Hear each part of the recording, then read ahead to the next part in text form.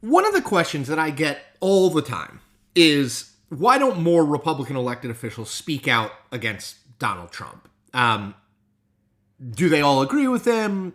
Do they not? Why don't they stand up to him, particularly as he runs roughshod over the legislative branch to create and consolidate more power in the executive branch? And I think there's a couple answers to that. And there's a little bit of news today that I think speaks to it. So let me first say, I think a lot of Republican elected officials, particularly in Congress, agree with Donald Trump, broadly speaking. They don't agree with every little thing he does. They might not agree with him stylistically.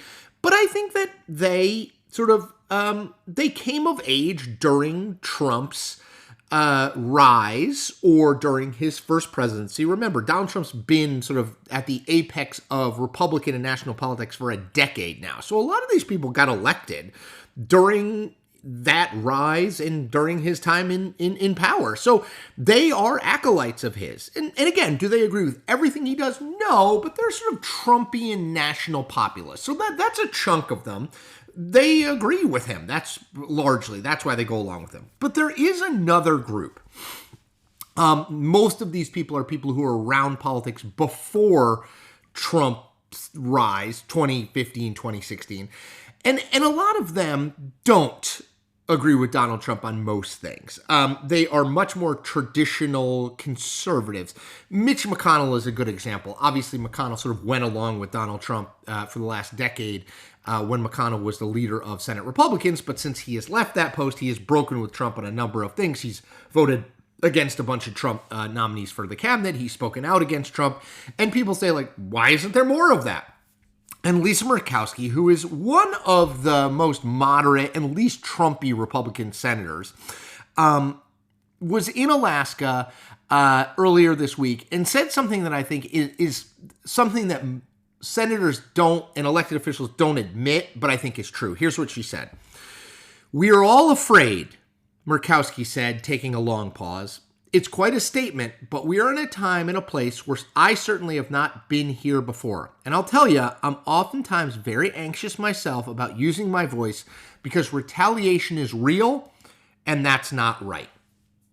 That's a pretty profound statement from a U.S. senator who is in the party of the current president of the United States.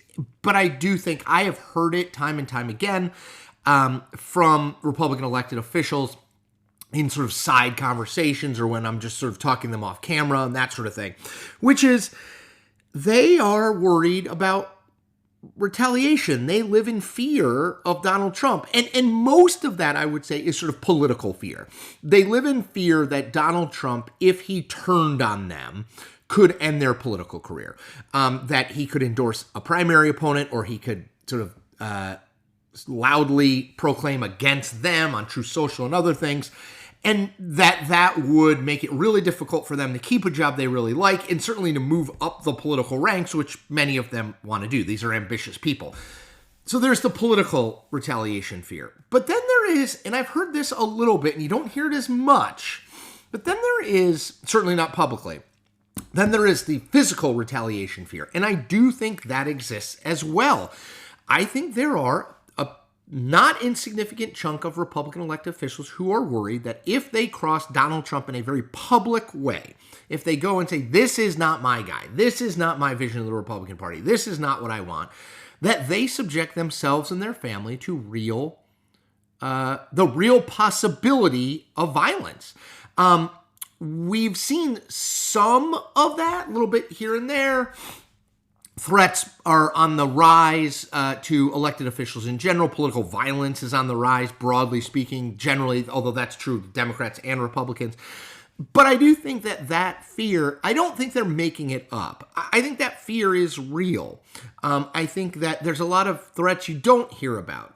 There's intimidation you don't hear about. And I think that is different than what we've seen in the past. I've never really, prior to Donald Trump's sort of rise in the Republican Party, I've never really heard a decent chunk of elected officials in a party of the president say, I don't want to go against him because I'm worried about my and my family's well-being.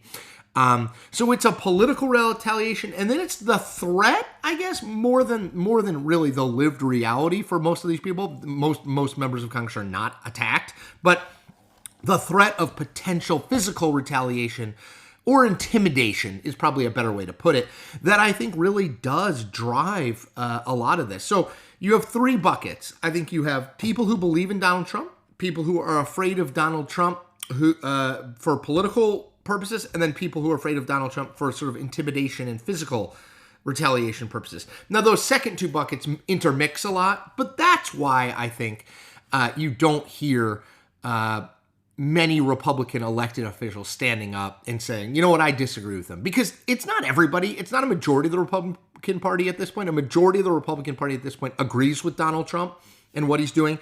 But there are people and there are voices, more voices than you hear publicly. And I think those are the reasons that they don't stand out. That Murkowski statement, really a remarkable, sort of a remarkable testament to sort of where the Republican Party currently is. All right.